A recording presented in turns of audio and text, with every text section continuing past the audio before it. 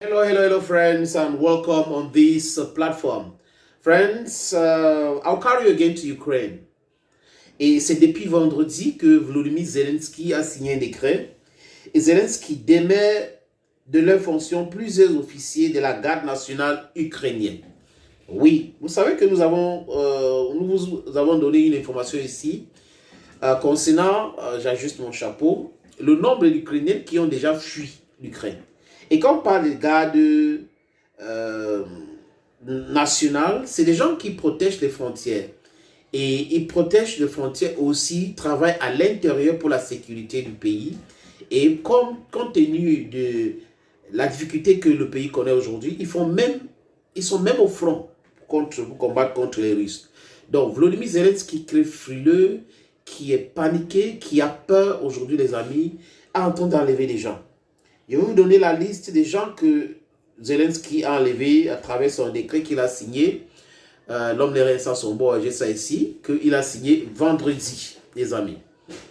Mais avant cela, je vous suggère de télécharger l'application Sendwave. L'application Sendwave vous aide à envoyer l'argent en Afrique. Pour vous qui êtes aux États-Unis, au Canada, au Royaume-Uni, en France, en Belgique, en Italie. N'oubliez pas, en Espagne, téléchargez cette application. Mettez mon code promo SENATOR, S-E-N-A-T-O-R. Pour bénéficier de quoi, les amis? 10 € gratuitement. Et avec Sendwave, vous pouvez envoyer 10 000 € par mois et pousser votre limite jusqu'à 40 000 € par mois. C'est quoi, les amis? Vous envoyez avec quoi? Zéro frais. Zéro frais. Zéro comme ça là. C'est pas génial, les amis? Et à quelle destination mes amis de la diaspora peuvent envoyer l'argent en Afrique? À travers Sendwave, ils peuvent envoyer l'argent au Mali, au Sénégal, en Côte d'Ivoire, au Cameroun, Congo-Brazzaville, Congo-Kinshasa. Oh oui, voilà donc des pays vers lesquels vous pouvez envoyer l'argent, les amis. Donc, téléchargez cette application Sendwave. Quand je dis cela, continuons avec Zelensky Zelo, notre ami. Il a mal aujourd'hui, hein? Il est paniqué, il cherche des voies et moyens pour fuir son pays. C'est la dernière nouvelle, hein? Il cherche des voies et moyens vraiment pour fuir son pays. Il veut quitter l'Ukraine, mais c'est compliqué pour lui aujourd'hui. Il est en disgrâce avec son état-major. Les difficultés que l'armée ukrainienne connaît du côté de Avdiivka aujourd'hui a été créée par lui parce que les généraux lui ont dit: Monsieur le Président, nous ne pouvons pas faire face à la Russie. On n'a pas assez d'armes, on n'a pas assez d'hommes. Donc, ça sera compliqué pour nous de faire face à la Russie. Mais le monsieur Zelo n'a pas compris, n'a pas voulu écouter. Et aujourd'hui, la ville a été encerclée. Ce n'est pas moi qui le dis, les amis, ce n'est pas moi. Même les médias mensonges n'ont plus le choix parce que c'est déjà sur Telegram. Le maire de la ville d'Avdiivka a dit que la ville a été encerclée déjà par la Russie. Alors qu'on dit oui, les Ukrainiens sont en train de se battre. Ils ont infligé des pertes énormes à la Russie. Et des pertes énormes seulement sur le bavardage. Les pertes énormes, les Russes perdent seulement sur le bavardage. Hein? Mais ils n'ont pas de preuves, ils ne peuvent pas montrer les images. Et aujourd'hui, c'est un Ukrainien qui est patron de la ville qui dit que la ville est encerclée. Donc, dans quelques heures ou dans quelques jours, cette ville va tomber. Et on a passé notre temps sur cette plateforme à répéter cela. Et cette personne vient raconter du n'importe quoi. Les gens qui n'ont pas de l'information que nous avons viennent raconter du n'importe quoi. Quand nous venons ici pour vous parler, quand nous venons ici pour vous donner des informations, les amis, ce n'est pas la blague.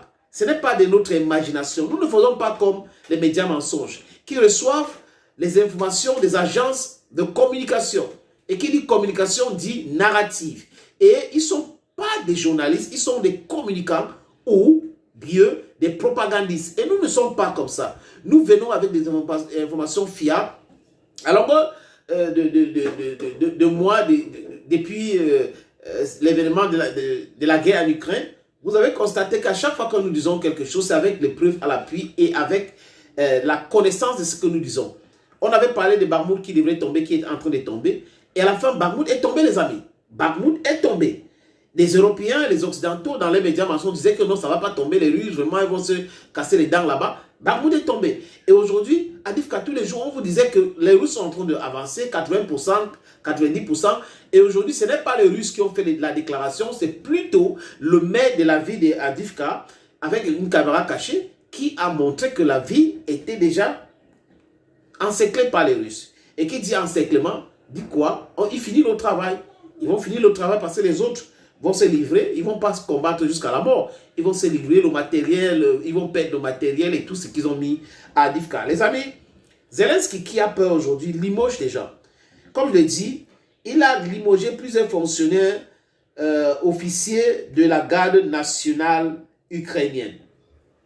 Je donne les noms. Le lieutenant général Volodymyr Kondryashov, premier chef adjoint de la garde nationale, est concerné par ce décret. Donc lui, il a été simplement limogé.